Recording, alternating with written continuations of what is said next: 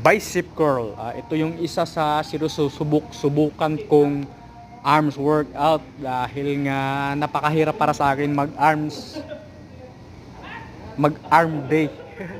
Wala sa baga, sa madaling sabi, wala talaga akong arm day. Ang ginagawa lang namin dito, sundot-sundot, parang warm up siya. Sa araw na yan, legs. Pero inuuna namin yung bicep curl at para yun yung warm up namin. Baliktad nga, dapat legs yung warm up kasi leg day kami. Pero wala eh. Parang dahan-dahan kung ipapasok sa sistema ko hanggang sa masanay ako para magkaroon ako ng magandang arms. Yun yung malaking problema sa akin eh. Yan talaga yung pagdating ng arm day. Talagang parang grabe yung pagod na mararamdaman ko, gutom. Tsaka parang sinisikmura ako. Di ko nga maintindihan kung bakit. Pag nagle-legs naman, kahit mandilim pa yung paningin ko sa last rep, okay lang naman.